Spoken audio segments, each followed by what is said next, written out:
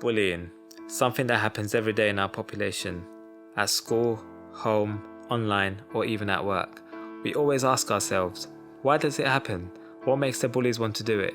Why don't the victims speak up when it happens to them? Can it be stopped? In this documentary, I'll be speaking to victims of bullying and to bullies to try and find out why this happens and how we can prevent it. I'm Gurpreet Kaur Jay, an 18-year-old musician and singer from East London. I was only 15 when I began experiencing cyberbullying on social media, and here's my story. I'm Ciara Lyonz. I'm 27 years old, and I'm an actress who grew up in West Sussex. Even though my case and what I went through isn't as severe as other victims, I want to help and speak out about what I went through. I'm Aziz Kemal. I'm 29 years old. I'm currently studying to become an actor and working in the electricity industry. I was bullied as a child, something that scarred me for life. This is my story. I'm Kristina Georgia. I'm 29 years old from North London. I'm currently an executive assistant for a partner of a corporate firm. I've been bullied in school and currently cyberbullied online. It has been a draining 2 years living a life of looking at my close circle, suspecting that someone's invading my privacy via social media. This is what I went through. I'm Daniel Naqvi. I'm 21 years old. I'm currently studying human geography at Queen Mary University of London. I was bullied throughout childhood, and this is what I went through.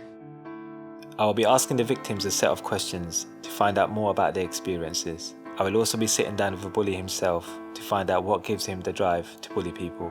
For privacy concerns, we have kept the bully's identity hidden and changed his voice. He will be sharing with us his experiences of bullying people, how it made him feel, what his life was like at home, and how he feels looking back. So what age did you start bullying? I can't really remember, to be honest. I've got memories of bullying people when I was in primary school, so that goes back to year 3, 4. So that's 6, 7 years old, but I don't know if it was before that, to be honest, but yeah. And did it continue? In the coming years? Yeah. So obviously, it's like everything, innit? The more you do it, the more comfortable you get with it, and it kind of just becomes normal to you, really, innit? So when you were doing it, did you not ever think you're going to affect someone for the rest of their life?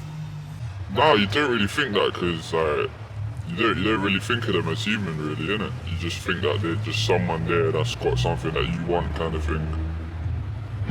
So, but you, as I said, you must have relatives and that a young age and that as well at the time, and you didn't think, this is gonna ruin it. Did the power just overcome you? No, I wouldn't even say it's a thing about power, to be honest, but it's one of those things, innit, where it's where you do it and you think it's alright, but then if someone done that to my little cousin or something, then it's nah, that's not good, that's not cool. Then obviously I'll go with them, innit, or whatever. So what made you actually do the bullying? I don't really know, to be honest. It's probably a mixture of a lot of things. So obviously the most obvious one is shit going on at home, and then it's just you kind of see all the cool people do it in a way, really, innit, and then you just want to be one of those people. And on top of that as well, you just kind of want, you just want to assert your dominance in a way, really. You want people to listen to you, you want people to do what you want them to do. So you feel like you got more power, Yeah, to be honest, yeah. After listening to the bully's story, I had more of an understanding of his motivation for picking on people and why he did it, which took me on to asking the victims how they have been affected by their abuse. I will be coming back to the bully to hear more of what he has to say. So how have you been affected by bullying? So bullying for me has been, I would say it was about a 10-year stretch at school. I moved school when I was 9, not because of bullying, just because there was better schools in the area that I was moving to. And the bullying came from when I was in a very diverse area. Yeah. I was being bullied for not following those religious values, so maybe not praying 5 times a day, okay, or all of that sort of stuff that being a good Muslim would constitute to. My parents always told me that to be a good Muslim, you just got to be a good person, and that's what I've followed for the rest of my life. When I moved to a very predominantly white area, and there was diverse groups. So you felt like an outsider? Kind of, mainly because like I'm gonna be honest, like I was small, I was brown, and I was fat. Okay. So I got picked on because I was academically quite good. I enjoyed school. I wasn't one of those people who disrespected teachers. I just wanted to learn, and I would pick on anyone.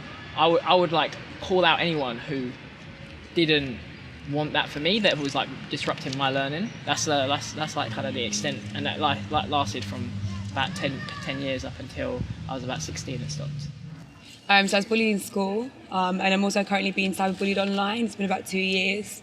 It's been quite draining having to find out who it is, and obviously it's quite disheartening when you think it's got to be someone close to you.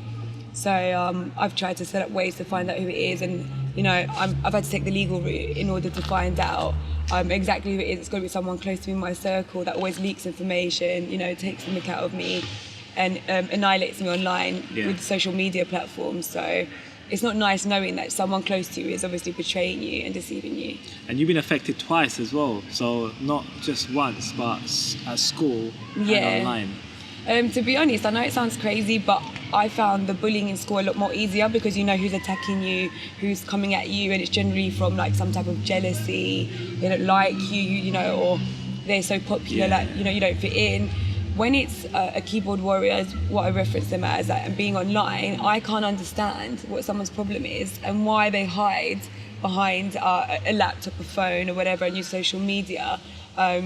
And I'd rather they just came up and said to me like what their problem was. And it's draining every single day, waking up to some sort of insult or a mockery online and trying to publicly embarrass me.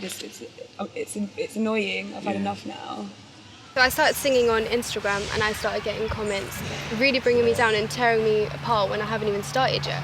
So I would have thought they would big you up, kind of help you improve, give constructive criticism, but most of it was just slamming me down. So this was your point where you just wanted to get off social media as well? At that point I thought, is it even worth trying to learn how to sing, because everyone was just bashing me constantly. And they started saying, oh, you're a twig, you need to gain weight, this girl needs to eat, and that put a lot of body image pressure on me.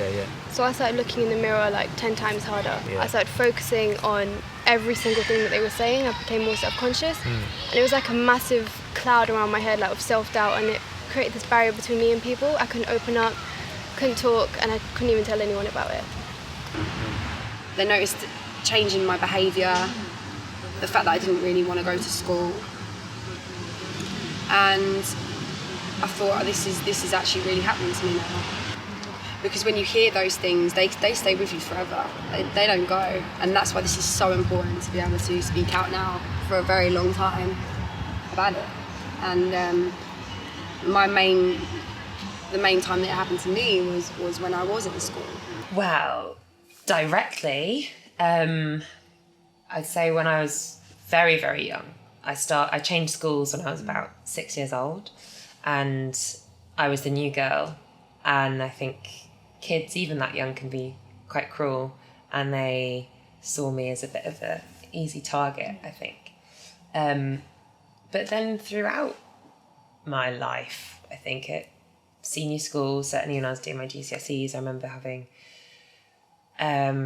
being bullied directly. And then even in the workplace as an adult, when I've, not necessarily as an actress, sometimes I've worked on some jobs where I felt, a little bit mistreated or, bullied by other people. So you thought at school and at work and that as well? Yeah. Throughout your life? That's it. And I think people often associate bullying with just being teenagers and being at school. And unfortunately, it continues on into adult life. And it's about, I think it's so important to know that it's never your fault. Yeah, of course. And it's not because you're not old enough and you can't deal with it. I don't think anyone can really deal. People blame themselves. People blame themselves all the time. Probably started when I was around 8 years old in school. There was a couple of guys that used to pick on me here and there.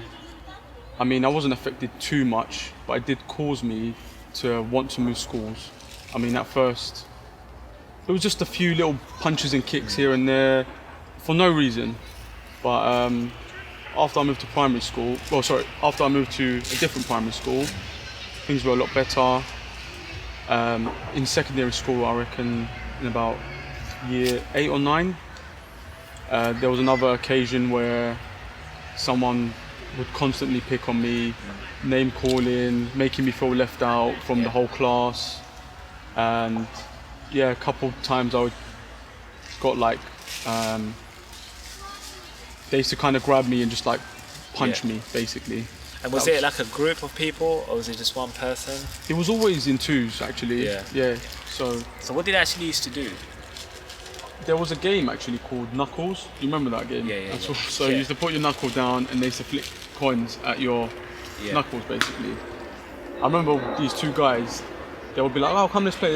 And I would so I always used to say no, but then at one point, one of the guys would grab me, put my fist down on the table, and the other one would just continuously flick coins at my knuckles, and you can imagine I was bleeding, all sorts.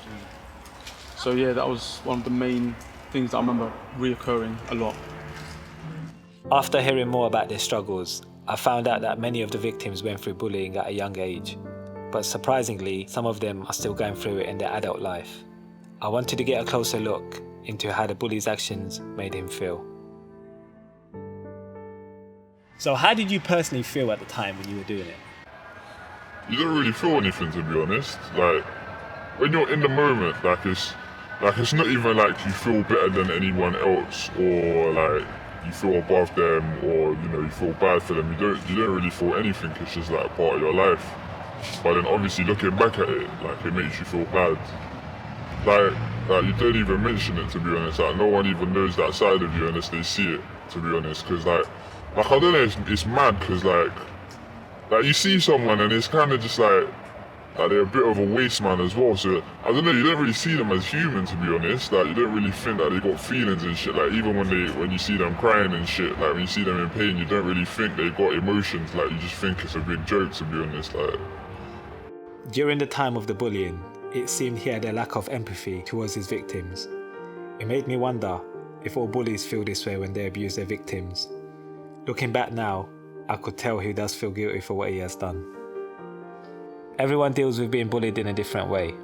I wanted to find out how our victims dealt with their own personal abuse.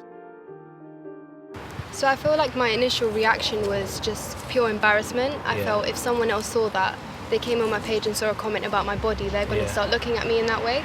So I just deleted it. I just kept swiping, delete, swipe, delete, because I thought if someone else saw that, they're going to think of me in that light, and I didn't want people to know about my insecurities. So you constantly had to go online, make sure you had no negative I had my phone on loud notifications every minute, and I kept my phone in my hand all the time.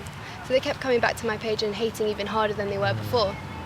And the comments got worse the more I deleted them, and the more self-conscious I got about those things that they were saying. So I thought, let me just DM them and tell them to stop. I was always polite, very friendly, positive, because I didn't want to be the person to hate back. And I said, look, I appreciate you don't like my content. If you don't, stop coming back on my page. And it got worse. So my DMs started exploding with hate as well. And at that point, I was like, it's not worth reacting anymore. The more I show them that I'm reacting, they can see it's bothering me. So I stopped deleting, I stopped DMing, and I just let them be. I let them hate, I left it there. And eventually they realised that she doesn't care anymore. So they did stop, and now I don't get as much hate as I used to. So at the time, how did you deal with the whole thing? First of all, there was people around, people witnessed it. And there were people that did stand up and be like, that's wrong, don't do that. And that was really nice. It was nice to feel like you're part of something better. And I had some incredible friends at school, and they were going through the same thing as well. This same group of people would be hurting all of us in some way, so we had to stick together. And then the teachers would know about it, and the only way for me to really deal with it, like I said, is go home and try and tell my parents. I mean, they noticed first because I couldn't say anything. My case is not as severe as other people's, but how I see it is that even if you go through the most tiniest amount of time or length, or it doesn't matter, if you've actually had that feeling of pure anxiety and angst and not being able to sleep and being tired and going to school and not focusing, you can't do your GCSEs, you can't do this, you can't do that, that's still been a cause, that's still been a big effect, because that is the prime time of your life. You shy away from everything, and I don't think I dealt with it in the right way. No, I should have been more aware about it, and I should have told more people. But you was younger then, so you're saying that now because you're older. But at the time, when you're younger, you know, you can't think maturely. So as I said, your head was all over the place. So when I was younger, I used to go to the teachers, and I actually used to talk to my parents, but school wouldn't really do anything because they actually didn't class it as bullying, because they said that bullying was a continuous, you know, hate, and it wasn't continuous. It was like kind of start-stop.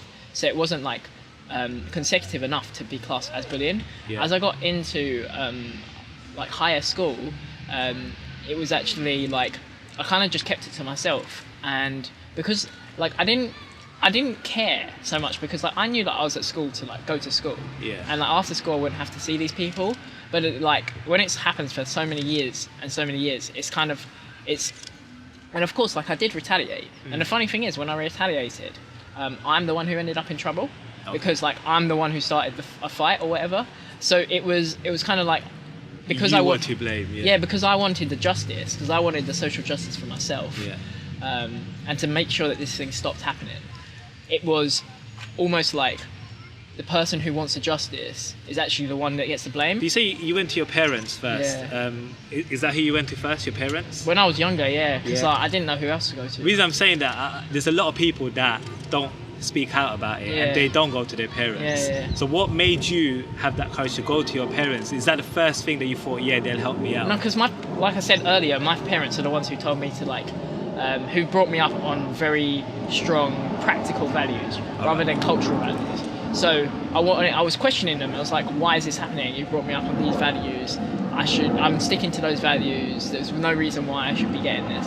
And they explained to me that like people are different, you know? People are born different. They come up in different families. So my parents, like, when I was like 14, 15, I was like quite horrible to my parents. This was much after I kept it to myself.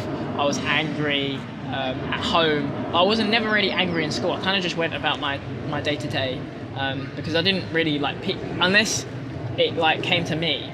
I didn't really like react. Like I didn't like make a scene out of it. I had a very close relationship with my parents, so it would be my mum and dad, I think, that I spoke to. I wouldn't say I've always dealt with it. A lot of the bullying, certainly at school, was about my appearance. So I would try and change my appearance. Just to feel, to make it stop. So it was like, okay, well, if I get rid of the thing that I'm being bullied for, then it will just end. But then they just choose something else. Something else. There's always something. There's always something. And I think the people particularly who used to target me at school, there was often, and people always say, ignore the bullies, they're just jealous, aren't they? They're just jealous. But you can't ignore it. Easier said than done. Yes, much easier said than done. I find that piece of advice really, really difficult to follow. Just ignore them. You know, you said you went to your parents. Yes. A lot of people have that close relationship with their parents. Some kids don't. Yeah. So they'll go home, tell their parents that, look, I've been being picked on today. Just say the hair, shaving the hair or something. Yeah. But the parents will be like, oh, don't worry about it. You're a big person, you can deal with it. But they can't. So some parents, as I said, they take that extra step. They'll come to the school, speak to their teacher, but some just be like, nah. No, and like I was very lucky that I could speak to my mum and dad. But I think if they hadn't been there were certainly teachers who I trusted, and friends as well. Not many. School's brutal. Yeah. Sometimes. So going through all that, how did you deal with it? A lot of the time I would not do anything, if I'm honest. I would just kind of try to push them away and get along with everything. And at first that was working for me. I used to just ignore it. And I noticed a lot of people around me didn't really do anything. Like, you expect your friends to jump in or say stop or someone to notice, but no one ever did. Eventually, I think my parents kind of realised, because I was down quite a lot, and then they contacted the school, tried to get it to stop. And to be honest, at one point I just fought back. That was probably when it did stop. Yeah, a lot of people deal with it differently. I think it all depends on yourself. Like, did you just shut yourself away from everything, or? Not completely. Yeah. I did shut myself away. I lost a lot of confidence in myself. I do remember coming home and literally just sitting in my room crying a lot. That was, I guess that helps. Sometimes you just got to lay it out. Yeah. But I still managed to be okay. But I mean, it was like it just massively had an effect on my confidence. I stopped doing things I wanted to do. I wasn't as outgoing as I used to be. But yeah, I would kind of just literally, like you said, shut myself away and just try to forget about it. That was my main way of dealing with it. And obviously speaking to my parents. Yeah. But you're scared because you don't want to be that person who is a coward, let's say. Course, yeah. You always want to show yourself that you're not scared of anything, or you want to stand up for yourself. But that was probably the main reason why I didn't start speaking about it at first.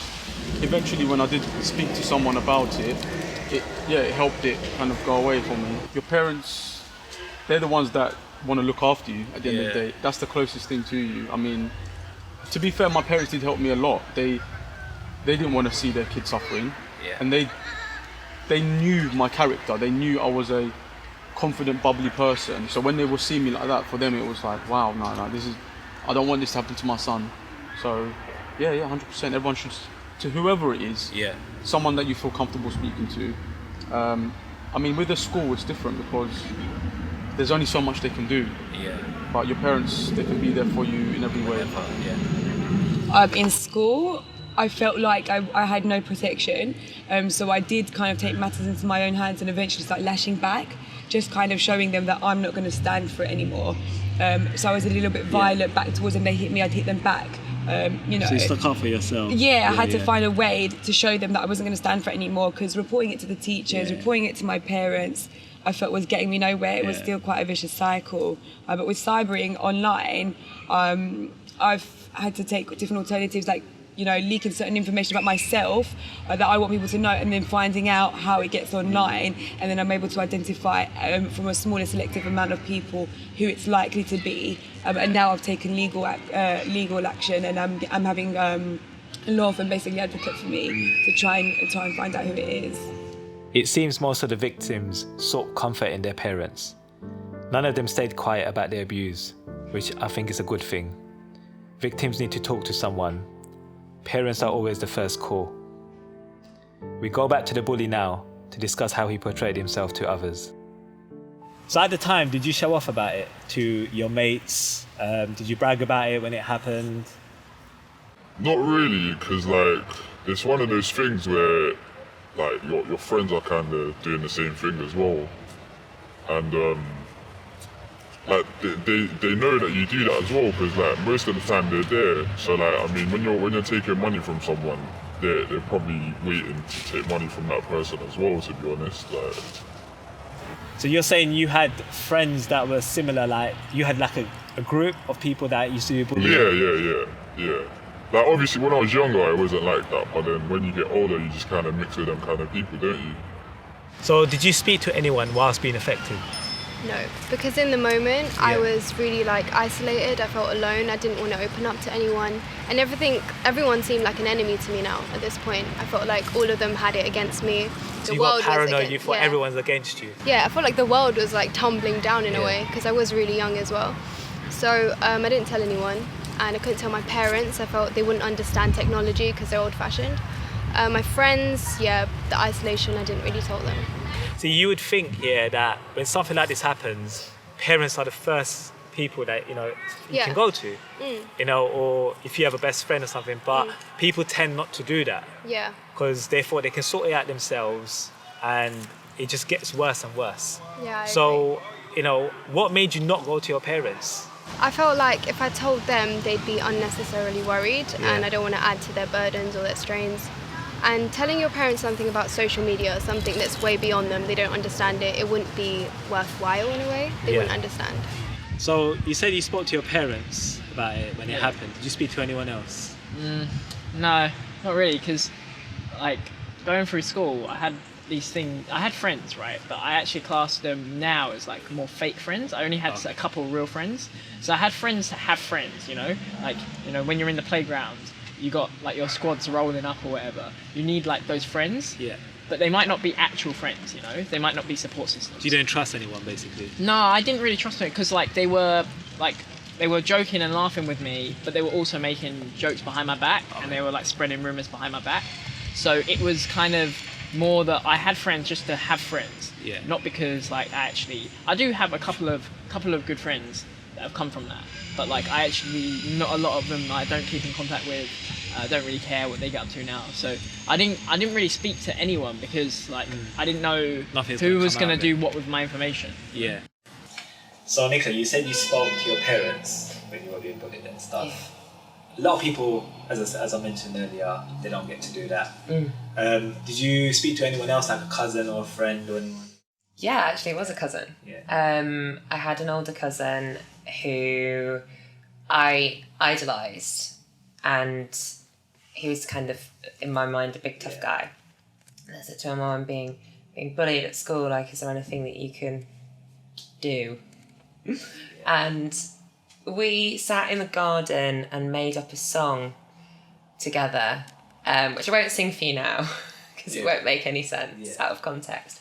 But he taught me this song to sing to myself if ever I was feeling down. And by the end of the day, I'd completely forgotten about what had happened and just had this song in my head, which I can still sing in my head now. Feel free. No, it doesn't make any sense. But yeah. So you say you spoke to your parents. Did it personally help you going to your parents? I mean, did you speak to anyone else, a cousin, a friend, or anyone else? Yeah, you know what I did actually? There was a cousin of mine who went to the same school as me. Yeah. So he was a lot older than me. But when I told him, it was kind of like, oh, these guys are picking on me, and he would just step in when he needed to stop it. Yeah. And even with speaking to my parents, it helps, it stops it, but I still had that fear. I always had that fear that it'll come back. Someone's gonna do it again, or I mean, at the end of the day, I'm in school with them. Yeah. I still see them, and sometimes you have the fear that if you do tell someone, it's gonna make it worse. You think that which people don't do. Yeah, exactly. You think they might beat you up for that reason instead of the reason that they were doing it originally. See, and what parents will make you feel better at the time, but they're not going to school every day with these people. No. And as you say, you have to put up with them every day for about 7-8 hours. Yeah, exactly. You go to school, and the first thinking is, what are people going to think of me? Are they going to feel I'm weak? I'm a wuss, exactly. And then that's why people don't speak up, because it's how they look, but people, there's counsellors people can go to. There's people like talking to strangers sometimes, not within the family, or there's always internet, there's forums. People can go online and just speak out and get some advice. And in this day and age, people can access the internet a lot. And you can just Google it. Yeah, exactly. No, I mean, when you're a child, you don't think of these things, but I mean, I've gone to therapy at the age of 28 for different reasons, but I did discover that a lot of the way I am now, my character, is because of the bullying in the past. It affected me. But like you said, speaking to someone that's a stranger, when you're in a closed up room, you just let it all out, and it helped massively. For me, it changed my life. Better than speaking to my parents about it. So speak to someone. Yeah, speak to someone that you're comfortable with speaking to, someone that you're going to be completely honest with. Yeah. I think for me, that's the best thing I can say. So did you speak to anyone whilst being affected? Your parents, cousins, a friend or anyone? In school I did, but then I kind of felt like it didn't go anywhere, so I told my parents, and then they reported it to the school, and then thereafter I didn't feel like much was being addressed, like the kids were still in school, I was still sat next to them in the same classes, and that's how I ended up lashing out violently and hitting them back to show them that I'm not going to stand for this anymore. With the cyber, and made it quite public, you know, Yeah. like saying like whoever's doing it's pathetic, like own up, why will you carry on, like what's your hidden agenda? But it's now I'm selective with who I tell, just so that I can identify, because I still don't want to be openly speaking to someone that's trolling me and me not know who it is. Because that's the school one. It's really hard because you're seeing them every day. So you telling your parents or anyone like that, and then the parents come in just said to see the head teacher, but you still gotta see them every day. Exactly, so and then I feel like I'm picked on for that as well, because my parents have now come in and said like, oh, you're scared. Yeah, so that's why a lot of people don't really speak up when it comes to the school. And the online one, again, you don't know who it is. You said earlier it's from someone personal that's leaking it, so it's very hard. It's difficult for me to open up and say how I'm feeling, so that someone doesn't use that vulnerability to expose on social media. So obviously I don't want to speak to someone thinking I can trust in them, and then they could be the leak, and then they leak that sensitive information. So I have to be very selective, very careful, and sometimes I feel like I've got nobody to talk to, because realistically I have no evidence to say I can trust anybody, so I have to go with gut instinct, and sometimes I just hope for the best. I'm trusting the right people. Aside from talking to their parents, some of the victims had other family members they sought comfort in. What I suggest is, if you cannot talk to your parents, then talk to another family member or friend. It's never a good thing to stay silent. We now take a look into who the bully chose to target and why. So, how would you know that who to target? Or was it just, if you was in the mood that day, you saw that person and you weren't in the mood, you just do it? I think like you kind of know your victims.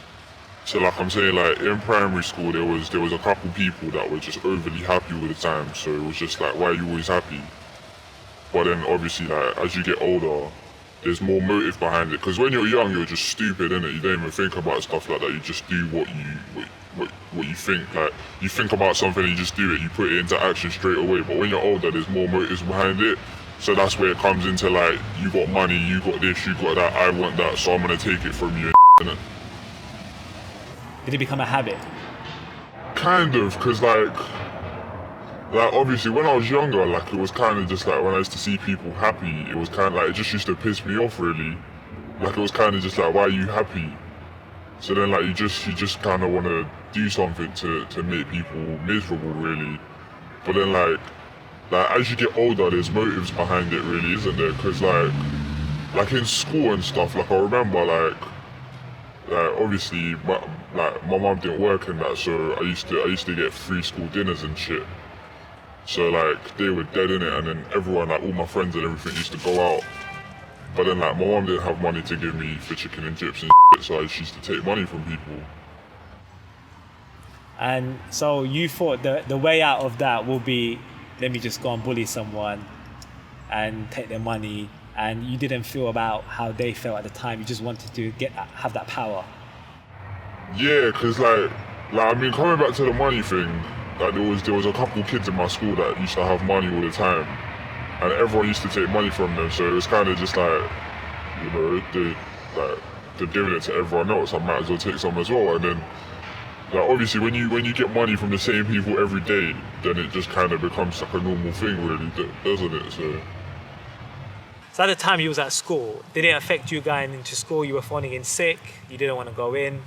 So with school, I actually couldn't get out of bed in the morning some days. I felt so low and depressed.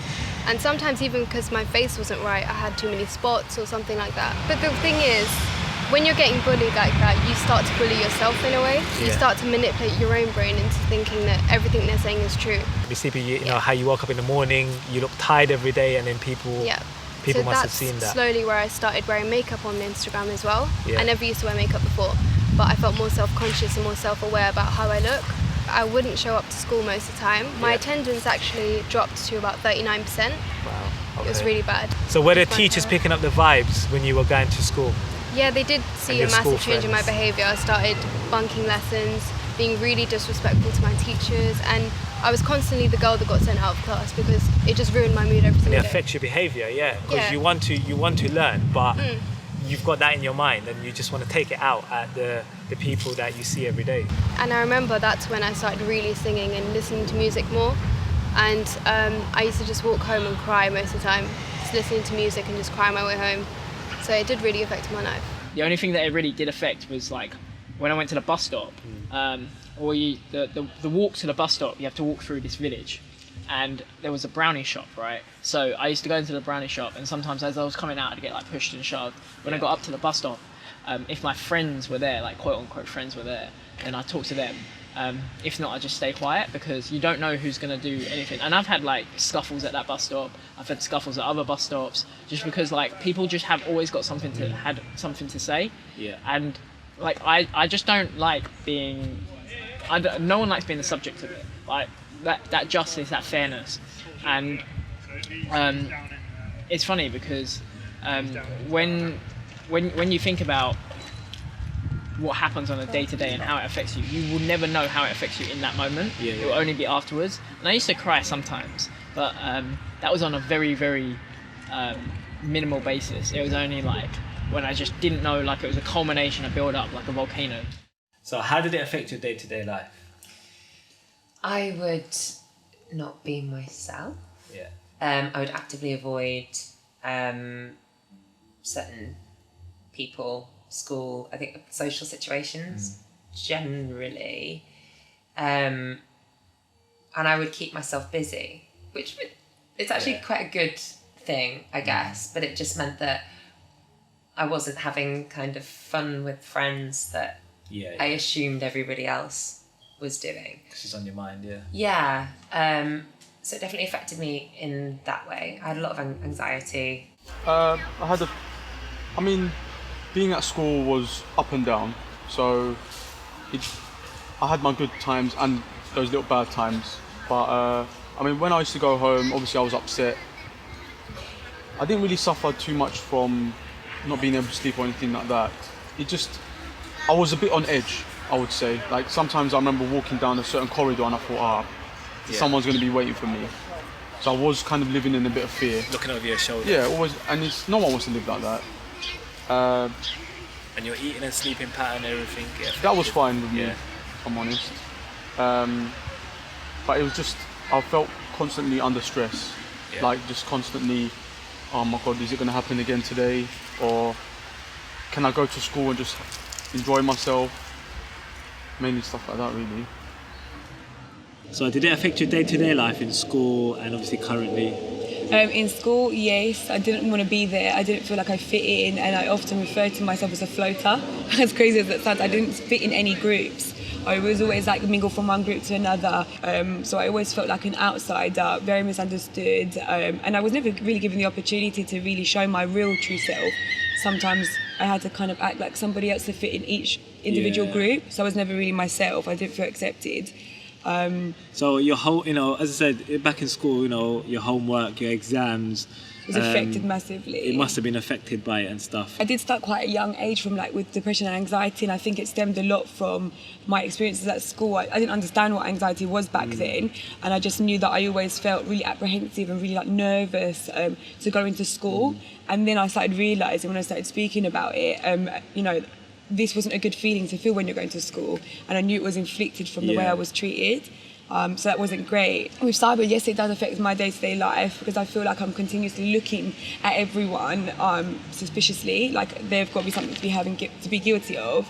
And I do feel like now I'm a little bit cautious with what I can share, whether it be good news, whether it be something I want a shoulder to cry on, because I don't want it to be seen as a weakness. And it feels like you can't have social media just for your personal reasons, you can't have your own account. I can't, and so many people have said just delete social media, and I say you don't actually understand that it benefits me having social media, because then I'm able to identify who it is, because obviously if I have no social media and I still continue to tell my personal information, they still leak it, and then obviously I don't know who's saying what, how it's getting around. From the last question, it's clear that being bullied did affect the victim's day-to-day lifestyle.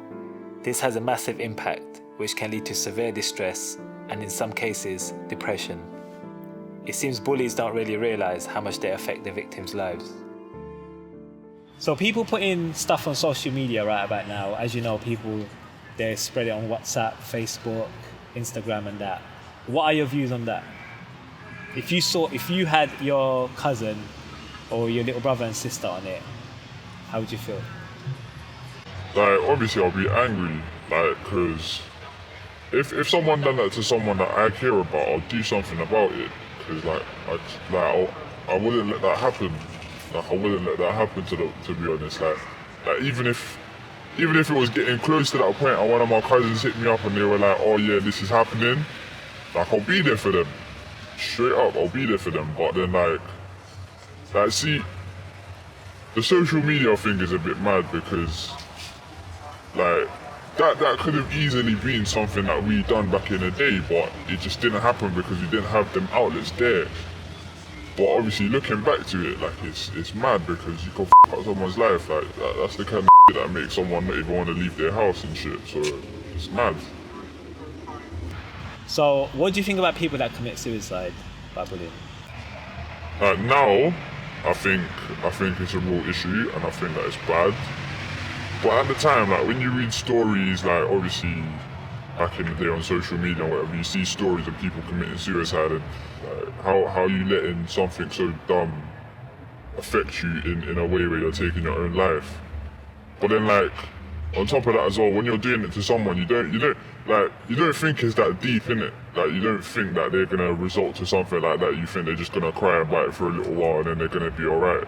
Like you don't really think about the long-term consequences. You don't think what it's gonna do to them in the future. You don't think what's it gonna do to their mental health and Yeah, because you get a lot of people nowadays filming when someone's getting bullied, and then what they do, they put it on social media. Now, the victim sees it, they feel embarrassed, they don't want to leave their room, and I have heard stories, and I know people that have, as I said, committed suicide from it. So, as you say, it is really bad.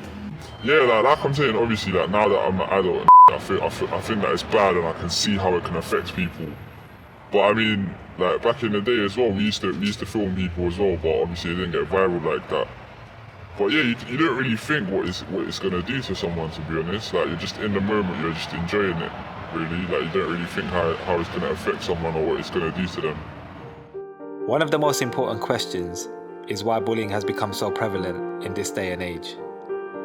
Personally, I think social media plays a big part in people being bullied. It can go viral, and social media sometimes doesn't take any action, which doesn't help. So why do you think bullying has gone so bad in this day and age?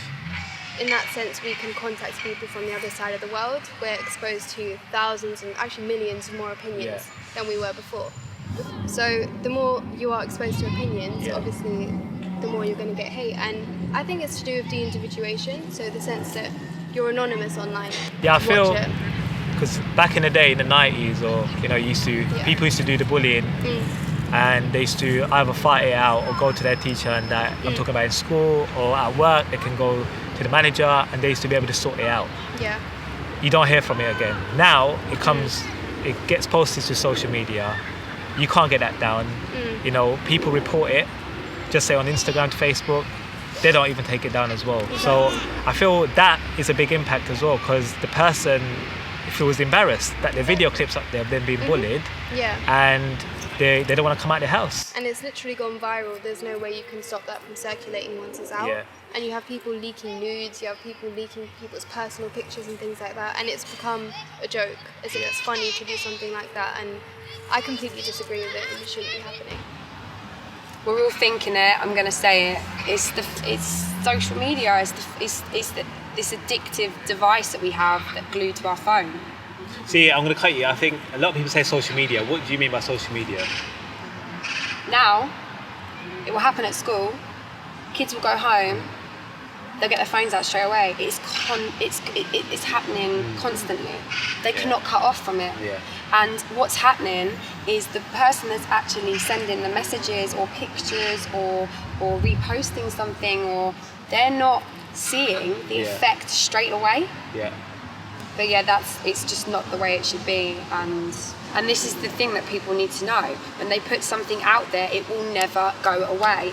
So why do you think bullying has gone so bad in this day and age? So I think a lot of people will say that social media is the reason why it's so bad. I think that's a reason, but I don't think it's the only reason. I think people's environments have changed. What I mean by that is I think that people are now attracting themselves to these cultures and these environments whereby essentially people feel like they need to fit in. So it's not just about social media now. It's more about social acceptance. How can I be part of this group? So if you're a really nice person, like you might be brought up brilliantly, right? But you might be a bully in that moment because all your friends are being bullies, you know? It's the environment of friends. And that has been perpetuated by social media. I'm not saying social media is not a part of it. I think the environment has changed, the culture has changed. The culture of laughing at people on social media has changed. The culture of laughing at people in real life has changed. I think it's a continuous thing, and that's why I think bullying is one of the hardest things to squash, because everything's changing every day, and people don't know how to react to that. Like, my bullying in real life changed from week to week. It was coming from different angles. Now, how am I, as an individual, supposed to stop that? Every day, different people are being abusive or bullying from different angles. So essentially, how can one individual change that? How can they squash that? So, for me, I think bullying in this day and age, it's got a lot to do with social media. But it's also got a lot to do with how people think others perceive them. You know? So for me, I don't think it's just social media. And I think if you blame social media, you're setting social media as like a bad thing, where it's actually going to be the future and it's going to turn out to be a good thing.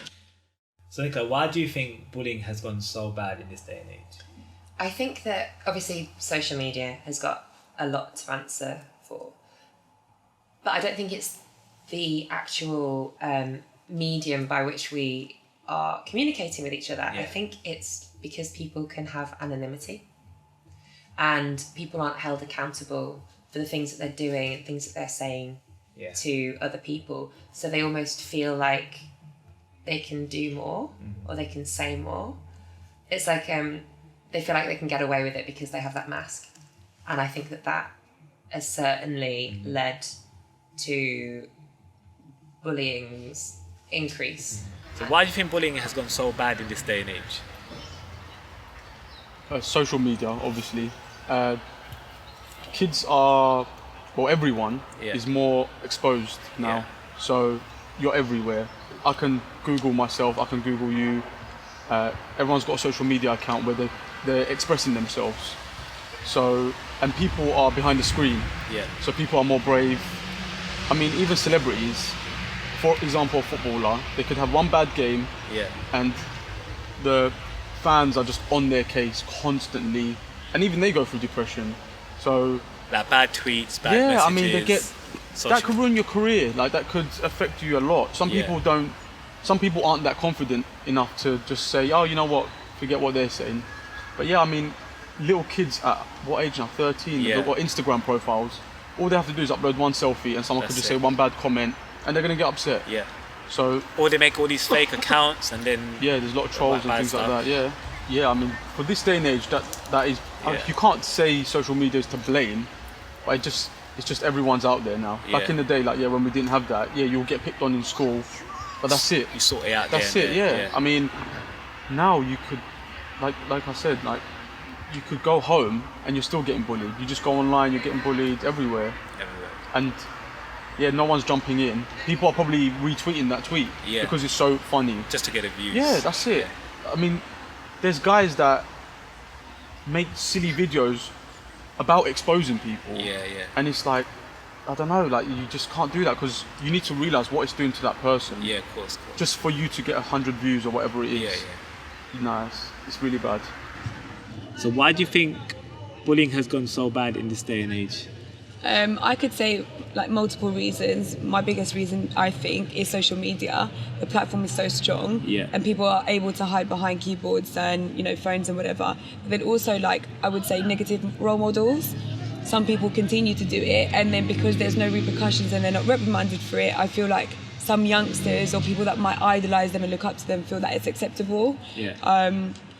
Just negative influences in life. Sometimes I feel like it's looked at that it's not cool to be nice and it's cool to be cruel, and I don't like that.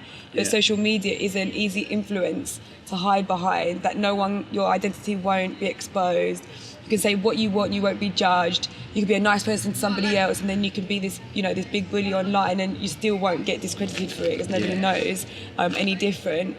And it's somewhere with them protecting their reputation, really. So everyone still sees them as a really lovely person, but no one else knows. And this is what I always try and say. Yeah. Whoever it is isn't going to expose themselves to be a bully. They're trying to look out for their reputation, so they paint the picture that they're lovely people and then choose to do it online to save face, really. So when I spoke to the other victims, they've said the same answer, social media. And as I've said to them, I think when someone's getting bullied nowadays as well, no one's willing to help out. Yeah. They'll stand there, the first thing they do is take out their phone and they want to record it, not realising that someone's life you're affecting for life. Mm-hmm. A lot of the victims seem to share my opinion that social media is one of the reasons why bullying is so prevalent in this day and age. On a counterpoint, Dan mentioned that social media is going to be a good thing, which is true because it can be used for many positive things. We are now going to look into one of the biggest aspects of bullying, our parents to blame. We're going to take a look at the bully side of things and the victim side. So what changed you as a person after? I think my mum had a lot to do with it, because like my mum's a nice person, innit? And to be honest, I think if she wasn't in my life, like I'd be So I mean, like, you know, if she wasn't there, to be honest, I'll probably still be doing it, and I wouldn't even be the person I am today. So like she had a big part to play, but then just kind of growing up and not being stupid, like. Because yeah, like when you're a kid, you're stupid, you don't really think about the consequences of shit, but then when you grow up, you see the bigger picture, you see how things can affect people, you see what it can do to people, so it's just everything, growing, like everything combined just makes you see something for what it actually is. So you say your mum was a big help, but in what way was she a big help? You said if she wasn't there, then you'd still be doing it. Like, I guess in a way, like, she didn't want me to be on road and shit. Like, whenever I was out till too late, she'd always tell me to come home. She'll be ringing up my phone and shit. Like, when all my other friends were still out, like, robbing people and shit, like, she'd be sure that I'm coming home here or what. So you'd be off the street, basically, I'd be out. Yeah, like, obviously, I see what my mum done for me. Like, she was always there. Like, she was a single parent. Like, so, like, I had to listen to her. I just couldn't see my mum upset. So, yeah. Like. A lot of people blame the parents. You know, what are your views on that? They blame the parents for the way they've turned out. Yeah, I think that's got a big part to play, to be honest, because, like, if my mum wasn't there, then I'd probably still be on that, and I'd probably be in prison or worse. Like, you never know, innit? But then, like, obviously I had a stepdad, and my stepdad, like, in a way, like, he used to pick on me, he used to pick on my mum and shit. And like when I used to have fights at school and shit, the first thing he'd ask me would be like, did you bang the guy? Like, he wouldn't be like, are you alright, why are you doing this? He wouldn't tell me off, like, he'll just be like, did you bang the guy? And if I said yeah, like, he'll be happy, like, I'm saying, like, he'll take me Mackies or something, like, he'll buy me chicken and chips or whatever. But then if I said no, like, he'll throw a strop with me, like, he wouldn't chat to me for the day or whatever. Going back about you talking about your mum and about your stepdad, was that anger just, you know, coming out at him? Did you feel you was thinking about everything and you had to do that? Yeah, like, as a kid, you just kind of replicate what you see at home, and like, you know, when my stepdad used to get mad at my mum and shit, he got what he wanted initially. So then, when you see that and you think, oh, I want something, what's the best way to go about this? You do the same thing because you see it working. Do you feel what happened with your stepdad, that anger you took to your everyday life, and that made you do the bullying? I think partially, yeah, but I mean, like, I think there's other factors as well. Like, I don't think that's the only thing. So there's other stuff involved as well. Yeah, but like I couldn't really tell you what it was, to be honest, because I don't really know. But then, like, when I think back to it, like that shit didn't really frustrate me that much for me to have to go and do like that. Like, I think like, there's a lot of social influences as well. Like, you see other people doing it as well, and they're like the cool kids, and then you kind of want to be a cool kid as well, and then like you see it working for them, and then, you know, you're like, oh, okay, yeah, well, if it's working for so-and-so, then it can work for me, and then you want something, and then it's a way to get it, really, isn't it? So this is like the most important question. Do you think the parents are to blame or not? I wouldn't say parents are entirely to blame. They do have a say in what happens with their children. So I think the environment you create at home, the stimuli you put them in front of, that does shape it's very predictive of their future development, basically. If a child receives very secure attachment, like unconditional positive regard in a way, if they receive that, they will continue it throughout. So I would say environment plays more of a part than the parents. Yeah, because you said earlier you couldn't personally go to your parents as well, because as I said, they wouldn't understand. I feel the reason that all kids at the moment, or people in general, doesn't go to their parents is because they feel that they're going to make it worse. Yeah. Because straight away they're going to call the police, and then they look weak. It's like their parents is more, important to them. You start getting called as the snake or the snitch, things like that. And I feel like when you're young, through adolescence, you feel like your parents are not the person to go to. You kind of hate them in a way, like, I don't want to go near my parents, I want to go to my friends. So now, looking back, if I was getting hate today, I would happily tell my parents. I think it's the thing that changes with age. Yeah. I believe that it's not just down to the parents. If this is something that's happening in school or in a working environment, it's not just down to the parents, it's also down to the environment in which you're in. But in order for that to happen, especially in school, parents and teachers need to have that solid relationship with each other. When a child goes home to their parents and the parents don't want to know what's going on, who else is up there? Who else is that child, that person that goes back from their day in the office? Who else are they're gonna talk to about this? So the most important question: are parents to blame or not? I think it's not just parents. I think it's a culture. Yeah. Right. So, me and you can relate to this on this one. We both grew up in a South Asian culture, all right? Now, you tell me if it's, mental health is taboo. You can't talk to any brown person about mental health. They just like, no. So when it comes to bullying, it's still taboo. Like, no, you don't get bullied, you just work hard and you get your rewards, So I think it's got a lot to do with culture. I think parents bringing their kids up in that culture, and then it's got something to do with the parents of the kids who are bullied. So domestic abuse, violence, it's a factor. But a lot of the times, parents are doing the best that they can. A lot of the times they're not. So, I would lash out. If someone, it's just a natural reaction. If things aren't going right at home, and it's sometimes not the parents' fault. So I think it's hard to blame just the parents. I think it's the culture that we especially have grown up in. I think it's the generational culture. It's a generational difference. Social media is a new age. All of these things are new. Think about it, parents are actually overcoming these barriers as you're overcoming them. So how can they be to blame? They're learning as you go along. Parenting techniques have changed. At the end of the day, we're going to grow up to be the age of parents, whether we have kids or not. We're going to be, and we don't want to be the subject of that. You're to blame. Yeah. So I think it's hard to just blame parents. I think it's culture. I think it's the way society is nowadays, and I think parents are just one piece of it. And if you blame parents, then what are you doing to set the next generation of parents up? So do you think parents are to blame? In some cases, I guess they can get some blame. Yeah. In my case, my parents were very helpful. They wanted to do everything they can to make it stop, everything they can to give me my confidence. My mum constantly gives me compliments, so it helps. Yeah. But I know in other cases they don't. They might just brush it off like. Yeah. So the reason I'm saying it, some people can go to their parents and be like, and they'll do something about it like yours did, or some will be like, oh, you sort it out yourself. Yeah, exactly. And then who can they go to? If they can't go to their parents, it's hard. Yeah. No, the kid's gonna feel completely lost. If your parents are rejecting it, then I don't think there's anyone else you can go to. Yeah. But I wouldn't say you can blame the parents, but I would say they can take partial blame if they're not doing anything about it. So do you think the parents are to blame? It's always been such a conflicting question in my own head anyway, because sometimes I always try to look at it from both sides.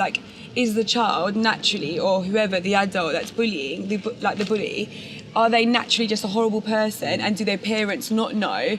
Some people are narcissistic characters and they'll act really nice in front of their family and friends and those that know them, and then obviously really awful to whoever it is they're bullying. So for me, sometimes the parents and families of that individual might not know, but then sometimes I have seen traits in parents and they might advise their kids to lash out, to use violence, you know, to kind of be some sort of like alpha character. So it's difficult to say from a bully's perspective, and as a victim, again, sometimes it's hard. Some people might raise their kids, you know, you've got to be strong and don't let anything affect you, and then the child feels less of a person if they say something and admit defeat. Sometimes I feel like the more you open up, you might expose your weaknesses, and then you might be prone to showing that side of you, and that's how people end up picking on you. So it's a bit difficult, it's conflicting. And naturally, I don't think anyone should really be to blame for a bully other than themselves, and they should be, you know, liable and responsible for their own actions. Everyone we spoke to seems to share the same opinion, that although parents can be a factor in bullying, they are not the sole reason for it occurring. We finish up this documentary by asking everyone who took part what advice they can give to all the people out there that are victims of bullying. So if you saw someone getting bullied now, what would you do? I'd stop it, but then like I don't know, it's mad, isn't it? Because like I'm saying, I don't know, I don't really know if there's a way to stop it like that. So see, in my opinion, the only way to stop it is to show that person how it feels. So if I see someone getting bullied, I'll bully that person that's bullying them, because I want them to see what it's like. So you would obviously help the victim? Yeah. But I mean, like, even if I see someone fighting, and it's like, it's not even worth it. Like, it's not even worth it. Like I'm saying, like I've seen people like almost getting into fights and but I'll break it up, because what's the point? What are you gonna do? You're gonna catch a jail sentence for what? Because someone steps in your grips. So the main question is, what advice can you give to the victims out there now who are suffering bullying? Because remember, people have to remember, it just doesn't happen at school. Bullying can happen at school, at work, at home, online. What advice can you give? I would say if you're getting bullied online, the best thing to do is ignore it and don't react. So apart from things like reporting things on Instagram or blocking people that are being offensive, there's not much more you can do online. But I would say talking to someone you know and you trust, that's one of the main things. Even if you feel like you have no one, like I did in the moment, if I went back, I would talk to my parents about it, I would tell a few close friends about it, because bottling it up is not going to benefit you in any way, because sometimes you need someone else to save you. You can't always do it yourself. So yeah, I would talk. I feel like people should talk. I know it's easier said than done, but I feel keeping it in, it just makes them worse. As we said earlier, you know, they end up putting on weight, eating junk food. It's a comfort eating. They're stressed out, and you know, I personally know people that have committed suicide from it, and you know, again, it's done from they don't want to face the world. And you know, as I said, it's taking people's lives, and I think it does need to stop like that, because it is a really serious matter. So as you said, there's a lot of helpline numbers, there's a lot of websites, and there's people you can talk to. And that's what we want to stop out here. You know, as I said, I think it's a topic where we can't just stop in a day, but we can help people out there to come forward and to, as I said, just help them and to break the silence. Yeah, just don't be silenced. You have to talk about it. Don't change. Continue to be yourself. It's not you that's the problem or the issue. You've got to learn to accept with what you were given with what you have. And to please tell someone. Please, like we've just been talking about. Find an escape, find a reason. Don't keep it in. And don't keep it in. If you witness it, do not join in. I'm sorry, but none of us can sit here and say that we haven't laughed at something that's happened in school or to that person, you know, and you join in as a class, as a chorus, to blend in, to fit in, to think it's acceptable. In actual fact, what's cool is actually giving your time to help someone. That's the best gift you could ever give. Go see if you like swimming, go see if you like basketball, try and join in, try and ask, would you mind if I come and play? You know, why not? Why not why not do that? Little tiny steps to gain confidence. So the main question is, and this is the big one, what advice can you give to the victims out there now who are suffering bullying in silence? So the important thing really to remember is that a lot of the time, bullying is a short-term thing. And it feels like forever because you're going through it. But like you think, like most people who are going through bullying are gonna end going through bullying when they're about 22, 23, right? It's not even a quarter of your life. The rest of your life you've got to live, you've got to enjoy, you've got to have fun. You've got to work hard, play hard. Those first 20 years, as formative as they may be, are really not gonna matter. And like this is a bit of a controversial thing to say, but like I've said it a lot of times when I've written about it. Bullying is bad now, but you'll realise how much it will help you to deal with the hard stuff later on. Yeah. Because people go through a lot of like stuff in life, right? And when you go through this stuff, you're gonna think back to like how bad it was, and you're gonna remember that like what you're going through now really isn't that bad and how you felt. So I think that like the main advice would be to seek advice from people who you know have gone through it. People who go through bullying, unfortunately, go through anxiety and depression, and that's a massive stigma and in mental health. So for me, I just wrote down, and I write it. People can read it every day. I'll just put it in the blog, goes online, go to bed, and I wake up the next day, and I'm just grateful for the next day. Musicians, they make a song out of it. That's it. You know, breakup songs, whatever. You know, whatever outlet you can use, just use that. If you're bad at writing, just keep it in a journal, close the book, next day turn the page. Okay. You know, that is my advice really, like those three things that I mentioned. The last main question, what advice can you give to the victims out there now that suffer bullying at school, online, work, in general? Talk to somebody. Yeah. It won't last forever. And you're not alone. The main thing is to tell somebody that it's happening. Tell more than one person. Because maybe, like you say, the first person you tell might not believe it, or they might not be sympathetic or empathetic. Tell people who take it seriously. Yeah. And know that, it will not last forever.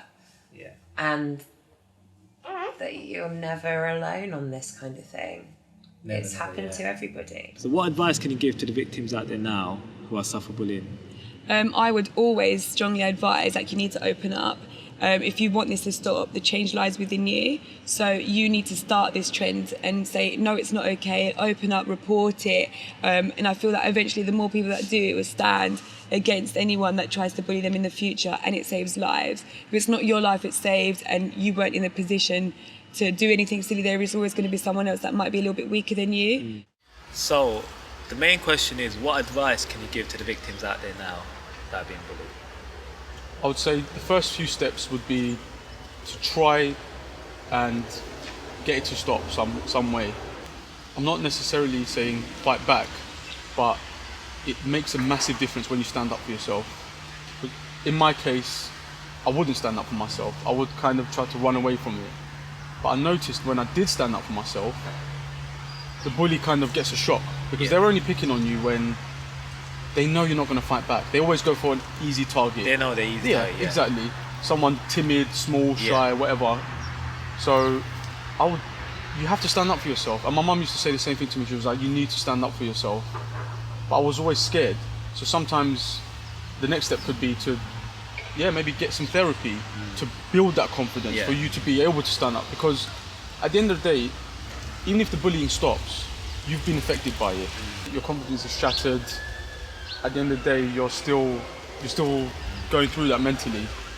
But speaking to someone definitely helps. A therapist definitely helped me. It made me realise that it's okay, that everyone goes through it. Yeah. So you need to realise that you're not the only one.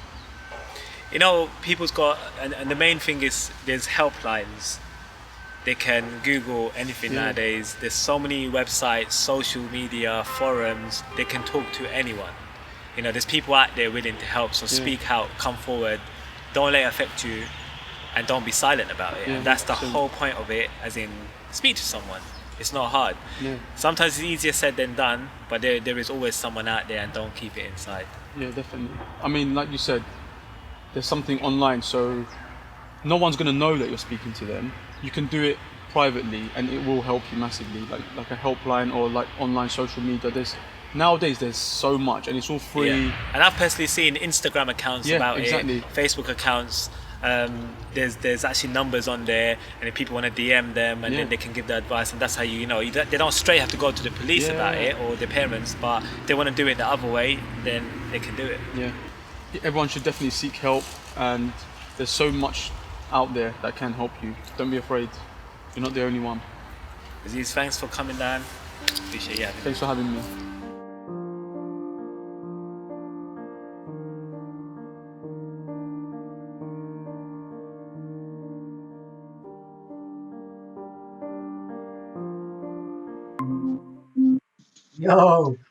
Yo, fam, what's happening? We saying, Kay? Long time. The COVID times, isn't it, bro? This is a new thing now, man. Well, finally, here we are, end of the line, the end of the road, man. The finish line. I can't believe it.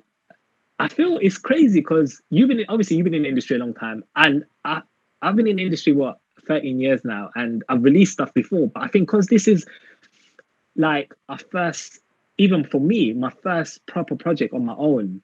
Do you know what I'm saying? Like, that we've done from, and people's got to realize there was no funding involved. No, there was no funding involved. So these people got to know, they probably think we've known each other for years and years. No. Yeah. All right. We met at the premiere, all right, about 3 years back. And, I remember asking you to take a picture of me, and we didn't even know each other. Yeah. And then you were like, cool. And I was just like, right, this guy's cool. He's really nice. He went really. And then I remember we started talking, went home, exchanged conversations. And at that time, I already planned the documentary on paper and everything. Yeah. And I thought I need a strong team behind it. So I remember messaging you about it, and I thought you might say, no, you know what, I'm a bit busy. Even though you were busy at the time doing wedding videos and stuff. You were just like, come see me, we'll have a meeting. Because I think you were interested, because it was to do with bullying. I had a feeling that, you know what, this is going to be an important topic, it's important, I want to do it. And I remember telling you, like, we're going to have to do this from nothing. Like, we've got no funding and stuff. And I think hearing from you that, don't worry about that, we've got this. Yeah, we can do it. And I went home, I was just like, do you know what? And then I remember we sat down, we planned everything, and we done it. Obviously, it didn't happen over a week, all right, or anything. It took a while, and obviously production takes a while and stuff. But I have to thank you and the team. Like you, Khalil, I have to thank you and the team, and everyone involved. And I just can't believe we done it. It just happened just like that, man. It happened out of nowhere, and I think that's what was great about it. I mean, when you first came to me, the subject of it being about bullying was really interesting to me, especially with the social media element and how things are different these days, and how bullying is a different thing now. And I think it was a good chance to address it and get people's opinions and views on how times have changed, how bullying has changed, how it's still prominent, not just, let's say, at school, but in the workplace. And on top of that, I mean, I've always wanted to do documentaries, and it seemed like a good start to make, or a good cause, right? And like you said, we made this out of it came out of nowhere. It came out of us just having a conversation, and it blossomed into this massive, massive project, which we spent years on, which we've had to do all the video work on, all the planning on. We've had to take it to SoundWav Studios to get the audio fixed. We've had to be in contact with all these people. We've had to find someone, a bully, to be in the documentary. Do you know what? It turned into a whole massive thing, and I have no budget. I think it was a pretty fantastic result at the end of it. 100%. You remember we had all those times we was in the office and we was discussing, okay, this needs to be cut, this needs to be kept, this is relevant, we was there for hours. Off topic.